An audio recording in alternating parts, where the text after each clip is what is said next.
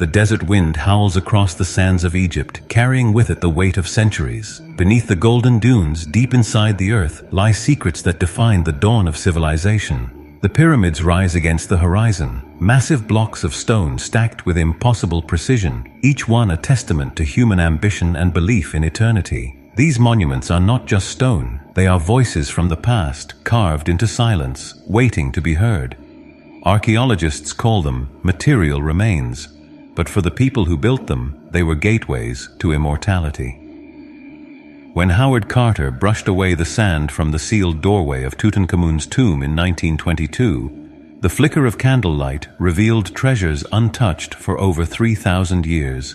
Gold, lapis lazuli, delicate carvings, chariots, jewelry, all lying as though the boy king had only just departed.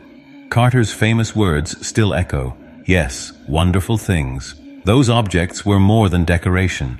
They were tools for the afterlife, carefully placed by priests and artisans who believed death was not an end, but a journey.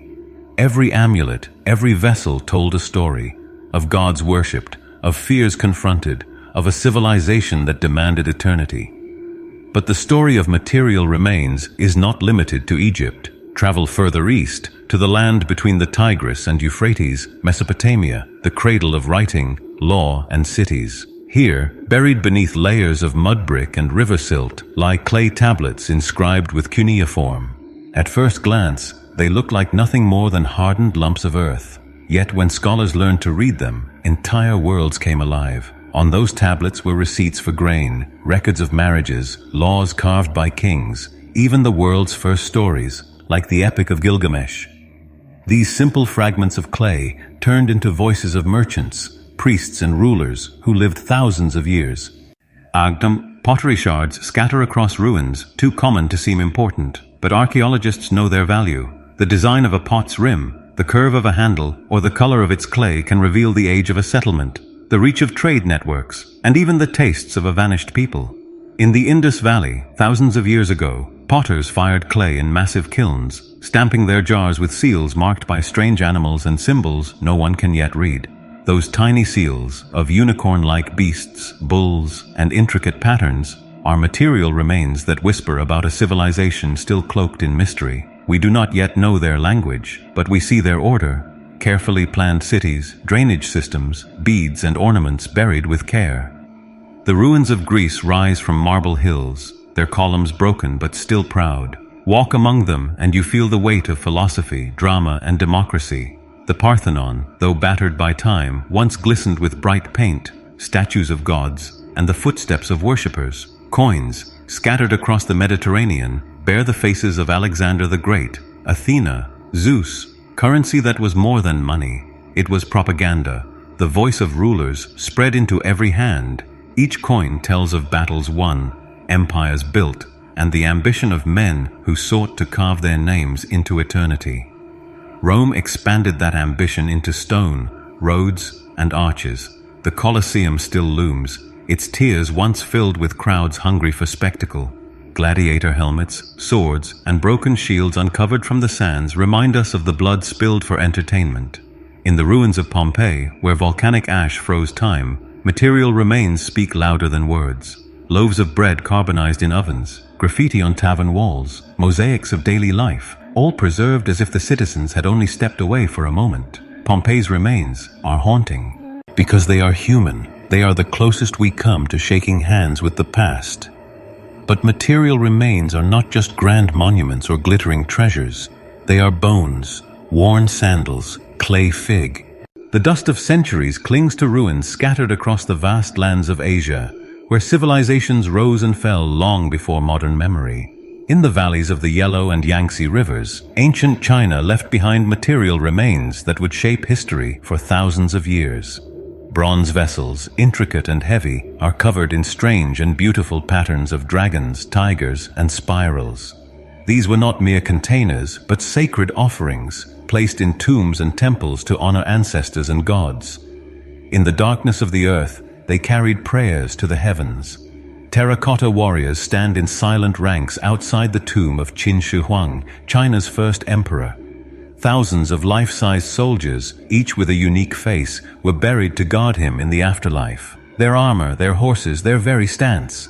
It is all frozen in clay, a ghostly army waiting through eternity. Archaeologists, brushing dirt from their painted figures, uncovered not just art but fear, ambition, and the desperate desire of one man to rule beyond death itself. In every shattered spear, in every carved detail, there is a voice of an empire declaring, "We were here, we mattered." Across the seas, in the Americas, other civilizations left their own marks. The Mayans built towering temples, step pyramids rising above the jungles. Their stones are carved with glyphs, calendars, and stories of kings who demanded to be remembered. On weathered stelae, faces of rulers glare out with eyes that have seen centuries pass. Pottery decorated with images of jaguars, gods, and warriors lies buried in tombs, speaking of rituals and myths still only partly understood. The remains whisper of a people who could predict eclipses, chart the movements of stars, and imagine cycles of time stretching far into eternity. In the high Andes, the Inca built walls of stone so precisely carved that even a blade of grass cannot slip between them. Their roads, spanning thousands of miles across mountains and valleys, still survive as scars on the land. Quipu, strings tied in knots, are among the most enigmatic of their remains. Without writing, the Incas wove their records into these cords, a system we still struggle to fully decipher. To hold one is to hold the memory of an empire's economy, its tribute, its story. North America holds echoes too, burial mounds rising from the plains, earthworks shaped into animals and patterns. In these places, archaeologists find tools, beads, and ornaments of copper and shell, proof of vast trade networks stretching across lands once thought empty. The remains show a world far more connected, far more alive than history once admitted. Africa, too, speaks through its material remains. At Great Zimbabwe, stone walls soar without mortar, enclosing a lost city of kings and merchants. Among the ruins, soapstone carvings of birds were found, symbols of power and spirituality. In the sands of the Sahara, forgotten trade routes left traces of gold, salt, and ivory carried across endless dunes. At the ancient city of Timbuktu, manuscripts filled with knowledge, astronomy, medicine, poetry still lie preserved, reminding us that Africa was never silent, but full of voices recorded in ink and parchment. Europe's ancient past is buried in its fields and forests. Celtic warriors left behind iron swords, decorated helmets, and torques of twisted gold. Their burial mounds reveal societies bound by honor and belief, their artistry woven into every tool and ornament. In Greece and Rome, mosaics in the ruins of villas capture daily life in vivid detail, children playing, fishermen casting nets, gods watching from above. Amphorae filled with oil and wine still survive, pulled from shipwrecks at the bottom of the Mediterranean, telling us what people ate, drank, and aided. Even graffiti carved into stone walls shows their humor, their anger, their lives lived day by day. Some remains are haunting in their intimacy. A comb carved from bone, worn small. Beneath the desert sands of Mesopotamia, the cradle of civilization, lie clay tablets pressed with cuneiform. These wedge-shaped marks, some over 5,000 years old, are the first words humanity ever wrote. Many tablets record trade, lists of grain, cattle, or workers. But others sing of heroes and gods. Gilgamesh searching for immortality, gods deciding the fate of mankind in floods and storms. To hold one tablet is to feel the weight of human memory at its dawn. Their survival through fire, conquest, and time is itself a miracle. Without them, the voices of Sumer would have been dust forever. In Egypt, pyramids pierce the skies, monuments to a belief in eternity. The stones, stacked with precision, were meant to last forever. Inside, walls are carved with spells and painted with colors still bright after thousands of years. A boat buried beside a pharaoh lies intact, as if ready to sail the sun god's river in the afterlife. Amulets, scarabs, and jewelry shimmer with meaning, symbols of protection and rebirth. Even the mummies, their skin and bones preserved, are remains that speak. They whisper not of death, but of an obsession with life everlasting. Sometimes the remains are less majestic but equally powerful. In the ruins of Mohenjo-Daro, in the Indus Valley, archaeologists uncovered small seals carved with animals and strange symbols. No one has yet deciphered the script, so their true meaning is still locked away. Were they marks of trade, symbols of belief, or records of something we cannot yet imagine? The material remains are silent, yet they provoke endless curiosity. Streets lined with drains and wells show a civilization that valued cleanliness, order, and life together. Even their bricks, uniform in size, suggest a people deeply committed to structure and balance. Not all remains are grand. In caves deep in Europe, paintings of animals dance across stone bulls, horses, bison, mammoths, drawn with lines, colors, and movement so lifelike that one feels the stampede echoing in darkness. These were no idle sketches. They were ritual, magic, memory. Stone lamps burned to light the artist's hands, and perhaps chants filled the air. The paintings remain as humanity's first art gallery, a declaration that even in survival struggle, people dreamed, imagined, and told stories with color and shape. Archaeology often reveals tragedy too. Mass graves where victims of war or plague were laid to rest, their bones telling stories of wounds, disease, and suffering. The remains of children clutching amulets, of soldiers buried with swords still at their side. They remind us that history is not only triumph, but also pain. Every bone uncovered is both a life lost and a life remembered. There are remains that do not fit easily into history's order. The Antikythera mechanism, found in a shipwreck off Greece, is a device of bronze gears and wheels, over 2,000 years old. Scholars now believe it was an ancient computer, able to predict eclipses and track the movements of planets. Yet its complexity seems centuries ahead of its time. How did such knowledge appear, and why was it lost? The material remains do not answer. They only pose the question. Some remains are hidden treasures buried with care. In Sutton Hoo, England, a ship burial was uncovered, its wooden frame long gone but its riches intact. Golden helmets, silver bowls, swords, and ornaments, all placed to honor a great leader. It is both a grave and a time capsule, a message from a vanished kingdom. Each artifact is a piece of a puzzle, each design a clue to beliefs and connections that once thrived. Other times, remains appear where we least expect. A farmer's plow strikes pottery. Construction workers uncover coins. A storm washes up statues from the sea. The earth itself seems determined to remind us of what it once carried. Every discovery changes what we thought we knew. The remains of ancient history also remind us that civilizations are fragile. Cities like Troy, once. In a museum's quiet halls, glass cases guard treasures from forgotten ages. People wander past them, whispering, taking photographs, pausing to stare at tools, weapons, or ornaments made by hands long turned to dust.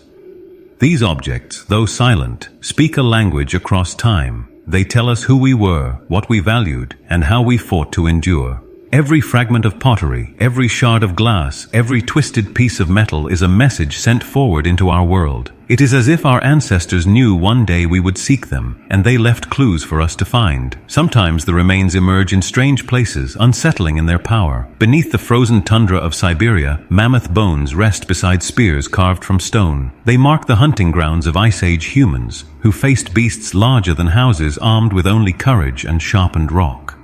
In peat bogs across northern Europe, bodies have been uncovered so well preserved that their hair, skin, and expressions remain intact.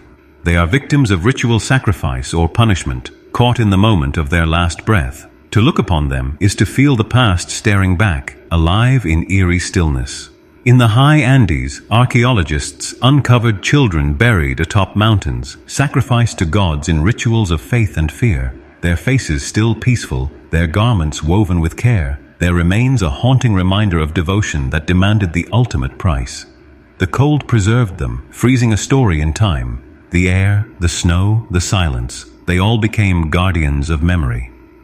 Other remains are found at the bottom of oceans. Ancient shipwrecks lie scattered across seabeds, cargoes of amphorae, gold, and weapons frozen mid-journey.